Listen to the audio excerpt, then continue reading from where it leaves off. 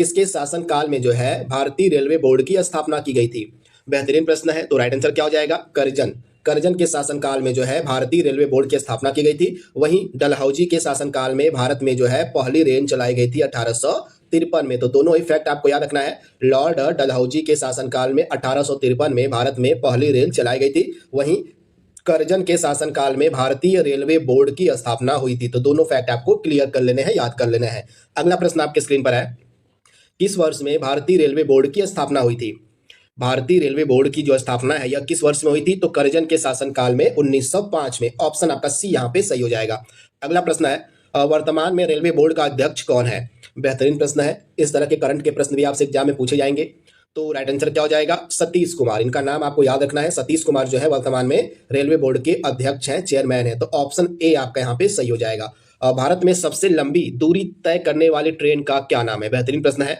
आपसे पूछा गया है कि भारत में जो सबसे लंबी दूरी तक चलने वाली रेलगाड़ी है उसका क्या नाम है? तो राइट आंसर क्या हो जाएगा? विवेक एक्सप्रेस। ऑप्शन आपका यहाँ पे सी जो है बिल्कुल सही हो जाएगा।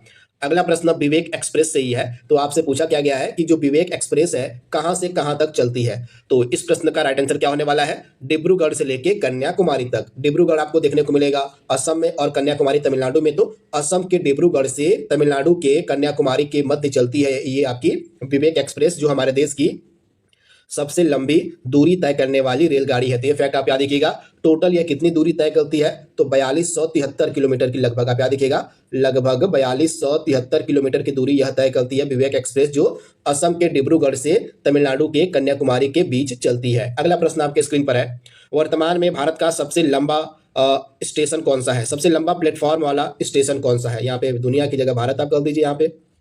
तो वर्तमान में भारत का सबसे लंबा प्लेटफॉर्म वाला स्टेशन कौन सा है? तो आप याद रखिएगा, वर्तमान में भारत का सबसे लंबा प्लेटफॉर्म वाला स्टेशन बन गया है श्री सिद्ध रूता Swami ji railway station. Option आपका बी यहाँ पे बिल्कुल सही हो जाएगा। और इससे पहले जो गोरखपुर था यह भारत का सबसे लंबा प्लेटफॉर्म वाला रेलवे स्टेशन हुआ करता था, परंतु इसको पछाड़कर जो कर्नाटका का श्री सिद्ध रूदा स्वामी जी रेलवे स्टेशन है यह भारत का सबसे लंबा प्लेटफॉर्म वाला स्टेशन बन गया है। तो ये फैक्ट आप याद रखिएगा। यहाँ पे डिटेल भी आपके सामने मेंशन है।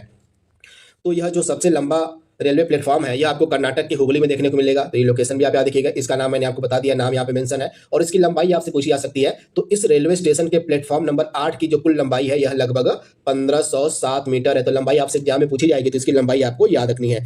तो इससे पहले क्या हुआ करता था सबसे लंबा प्लेटफॉर्म वाला रेलवे स्टेशन? तो इससे पहले हुआ करता था, जैसा कि मैंने आपको बताया, कि गोरखपुर रेलवे स्टेशन जो था इससे पहले सबसे लंबा प्लेटफॉर्म वाला रेलवे स्टेशन हुआ करता था।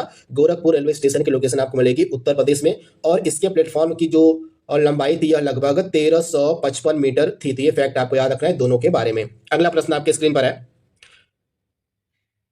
अगला प्रश्न आपके सामने दिया गया है, वर्तमान में भारत की सबसे लंबी रेलवे सुरंग कौन है? भारत की सबसे लंबी रेलवे सुरंग कौन है? तो आप याद रखिएगा, इसका नाम T50। ऑप्शन आपका बी यहाँ पे बिल्कुल सही हो जाएगा। T50 यहाँ पे डिटेल मेंशन है जिसको आप देख सकते हैं।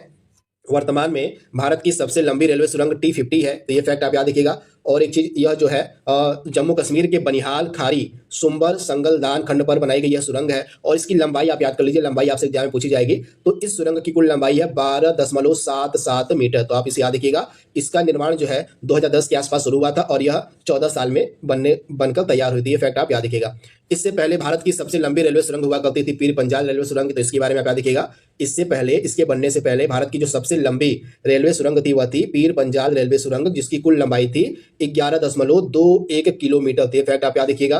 तथा इस पीर पंजाल रेलवे सुरंग को हम बनिहाल रेलवे सुरंग के नाम से भी जानते हैं। तो इसका अन्य नाम भी आप याद कर लीजिए। तो सारे डिटेल आपको एकदम याद रखने हैं। अगला प्रश्न आपके स्क्रीन पर है, दुनिया की सबसे लंबी रेलवे सुरंग का नाम है गोथर्ड बेस टनल। तो आपको बताना है कि यह जो दुनिया की सबसे लंबी रेलवे सुरंग है गोथर्ड बेस टनल, यह किस देश में है?